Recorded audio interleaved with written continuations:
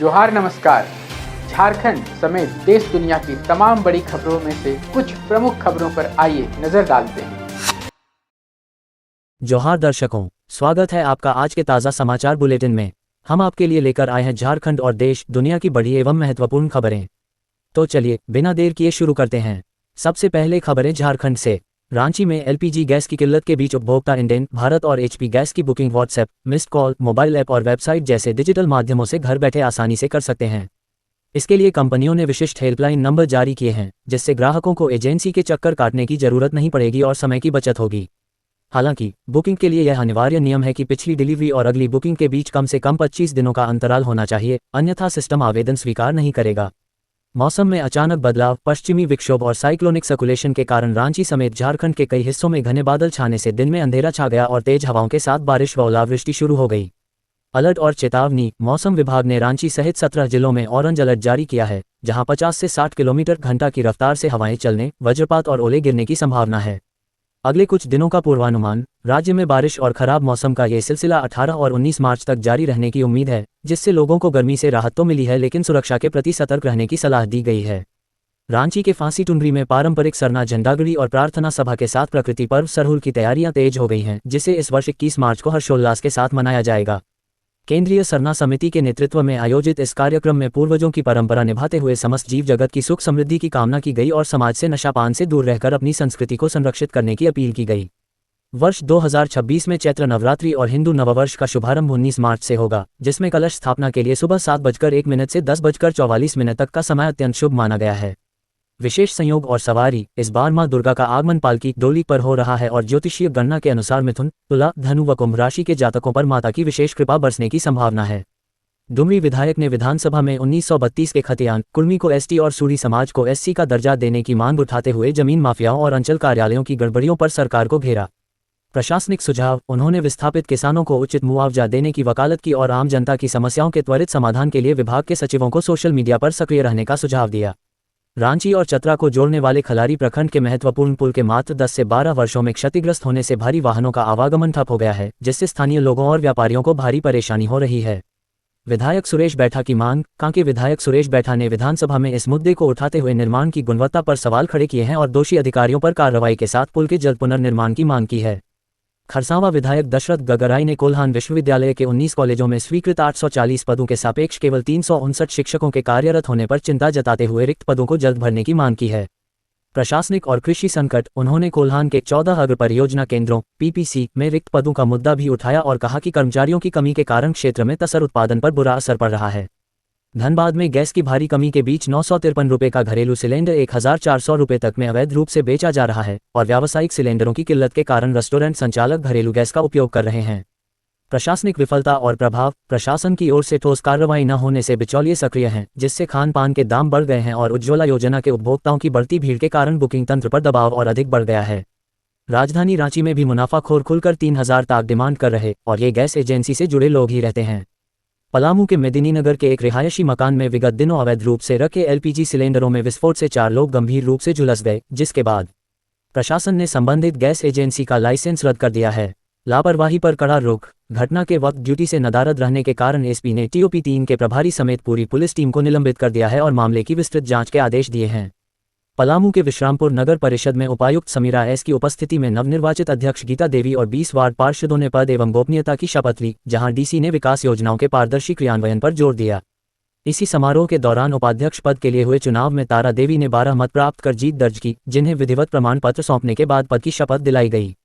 धनबाद की डॉक्टर प्रियंका प्रियदर्शनी ने पटना में आयोजित नारी नीति फाउंडेशन की प्रतियोगिता में मिसेज ग्लोबल बिहार 2026 से 27 का गौरवशाली खिताब जीतकर झारखंड का मान बढ़ाया है। पिछले वर्ष रनअप रहने के बाद उन्होंने इस बार अपने कड़े परिश्रम और आत्मविश्वास के बल पर कई चरणों की चुनौतियों को पार करते हुए ये सफलता हासिल की और भविष्य में महिलाओं को सशक्त बनाने का संकल्प लिया। धनबाद के भागाबांध ओपी क्षेत्र में पुलिस मुठभेड़ के दौरान कुख्यात अपराधी प्रिंस खान गिरोह के 3 गुर्गे अमन सिंह, विक्की डोम और अफजल घायल अवस्था में गिरफ्तार किए गए। पुलिस ने जवाबी कार्रवाई में 2 अपराधियों को गोली लगने और तीसरे के भागने के क्रम में घायल होने के बाद उन्हें दबोचा, जिनके पास से भारी मात्रा में हथियार और कारतूस बरामद हुए हैं। आदित्यपुर नगर निगम के रोमांचक चुनाव में वार्ड संख्या 18 के पार्षद अंकुर सिंह ने अर्चना सिंह को 1 वोट से हराकर उप महापौर का पद हासिल किया है। उच्च शिक्षित और मैनेजमेंट की पृष्ठभूमि वाले अंकुर सिंह ने जलापूर्ति सुधारने, कचरा प्रबंधन प्लांट लगाने और आदित्यपुर की नेशनल रैंकिंग बेहतर करने को अपनी प्राथमिकताओं में शामिल किया है। बोकारो पुलिस लाइन में आयोजित इस उत्सव में साइबर थाना इंस्पेक्टर अनिल कच्छप ने एसपी हरविंदर सिंह सहित कई वरीय पुलिस अधिकारियों का पारंपरिक पगड़ी बांधकर स्वागत किया और सभी ने मिलकर प्रकृति की पूजा की। सांस्कृतिक उत्सव अधिकारियों ने सरहुल को आदिवासी नववर्ष और प्रकृति संरक्षण का प्रतीक बताया, जहां मांदर की थाप पर नृत्य और देर शाम तक चलने वाले सांस्कृतिक कार्यक्रमों में पुलिस बल के अधिकारियों व जवानों ने उत्साहपूर्वक भाग लिया।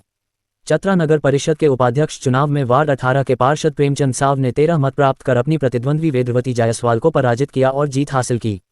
चुनाव से पूर्व अध्यक्ष अताउर रहमान और सभी 22 वार्ड पार्षदों ने पद की शपथ ली, जिसके बाद कड़ी सुरक्षा और प्रशासनिक निगरानी में मतदान की प्रक्रिया संपन्न हुई। देवघर के सारवां ब्लॉक में सोमवार को बीडीओ रजनीश कुमार की अध्यक्षता में बूथ लेवल पदाधिकारियों की बैठक हुई, जिसमें 1 अप्रैल से शुरू होने वाले एसआईआर सर्वे की तैयारियों और मतदाता सूची की त्रुटियों की विस्तृत समीक्षा की गई।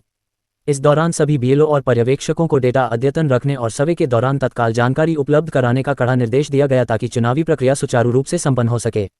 अब देखिए राष्ट्रीय एवं अंतर्राष्ट्रीय सुर्खियां। बिहार राज्यसभा चुनाव में एनडीए ने सभी 5 सीटों पर शानदार जीत दर्ज करते हुए राजद समर्थित उम्मीदवार एडी सिंह को शिकस्त दी है।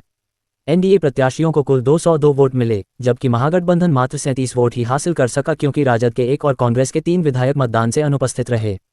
इस अंतर्घात से नाराज कांग्रेस ने अब गायब रहने वाले अपने विधायकों की सदस्यता रद्द कराने के लिए विधानसभा अध्यक्ष और सुप्रीम कोर्ट का दरवाजा खटखटाने का निर्णय लिया है। शब ए कद्र के अवसर पर कल 17 मार्च को जम्मू, श्रीनगर और इम्फाल में बैंक बंद रहेंगे, जबकि मार्च के शेष दिनों में गुड़ी पड़वा, ईद और रामनवमी जैसे त्योहारों के कारण विभिन्न राज्यों में छुट्टियों की लंबी झड़ी लगने वाली है। बैंक शाखाएं बंद रहने के बावजूद नेट बैंकिंग, यूपीआई और एटीएम जैसी डिजिटल सेवाएं पूरे देश में सामान्य रूप से चालू रहेंगी, जिससे ग्राहकों को वित्तीय लेनदेन में असुविधा नहीं होगी। भारत में इजरायली राजदूत रूवन अजार ने स्पष्ट किया है कि ईरान पर सैन्य कार्रवाई एक पूर्व निर्धारित 3 पॉइंट रणनीति परमाणु खतरा बेअसर करना, मिसाइल क्षमता खत्म करना और शासन को कमजोर करना का हिस्सा है। उन्होंने संकेत दिया कि यह संघर्ष अभी और लंबा खींच सकता है। हालांकि इजरायल कूटनीतिक समाधान और युद्ध खत्म करने के लिए तभी तैयार है जब ईरान अपना आक्रामक रुख बदल ले। ईरान के साथ जारी संघर्ष के बीच इजरायल ने दक्षिणी लेबनान में हिजबुल्लाह के ठिकानों पर लक्षित जमीनी अभियान ग्राउंड ऑपरेशन शुरू कर दिया है, जिसका उद्देश्य सीमावर्ती क्षेत्रों में आतंकी ढांचे को नष्ट कर अपने उत्तरी निवासियों की सुरक्षा सुनिश्चित करना है। हिजबुल्लाह द्वारा 2 मार्च को किए गए मिसाइल हमलों के जवाब में की गई इस कार्रवाई से क्षेत्रीय तनाव चरम पर है, जिसमें अब तक सैकड़ों लेबनानी नागरिकों की जान जा चुकी है और हजारों लोग विस्थापित हुए हैं। अमेरिकी राष्ट्रपति डोनाल्ड ट्रंप ने संकेत दिया है कि ईरान संकट के बाद अमेरिका का अगला लक्ष्य क्यूबा होगा, जहां वे जल्द ही एक बड़े समझौते या निर्णायक सैन्य राजनीतिक कार्रवाई फ्रेंडली टेकओवर की तैयारी में हैं। वेनेजुएला में सत्ता परिवर्तन के बाद ईंधन और आर्थिक संकट से घिरे क्यूबा ने भी वार्ता की पुष्टि की है, लेकिन ट्रंप का रुख कड़ा है कि या तो क्यूबा उनकी शर्तों पर डील करे या फिर परिणाम भुगतने को तैयार रहे। अमेरिकी आयोग यूएससीआईआरएफ ने अपनी 2026 की रिपोर्ट में भारत को विशेष चिंता वाला देश सीपीसी घोषित करने की सिफारिश करते हुए ट्रंप प्रशासन से आरएसएस और रॉ पर कड़े प्रतिबंध लगाने की मांग की है। रिपोर्ट में भारत में धार्मिक स्वतंत्रता के कथित उल्लंघन और भेदभावपूर्ण कानूनों का हवाला दिया गया है, जिसे भारत सरकार पूर्व में पक्षपाती और राजनीति से प्रेरित बताकर खारिज करती रही है। नेपाल में बालेन शाह की आरएसपी को पूर्ण बहुमत मिलने और नई सरकार के गठन की प्रक्रिया के बीच ईरान युद्ध के कारण उपजे वैश्विक तेल संकट ने देश की अर्थव्यवस्था को हिला दिया है। स्ट्रेट ऑफ होर्मुज में ब्लॉकेड के चलते अंतर्राष्ट्रीय बाजार में कच्चे तेल की कीमतें बढ़ने के बाद नेपाल ऑयल कॉरपोरेशन ने पेट्रोल और डीजल के दामों में 15 रुपये तक की भारी वृद्धि की है, जिससे जनता पर महंगाई का बोझ और बढ़ गया है। ईरान युद्ध के कारण स्ट्रेट ऑफ होर्मुज के बंद होने से वैश्विक तेल की कीमतें $100 प्रति बैरल के पार पहुंच गई हैं, जिसे खुलवाने के लिए राष्ट्रपति ट्रंप ने नाटो सहयोगियों और चीन जैसे देशों से युद्धपोत तैनात करने की कड़ी मांग की है।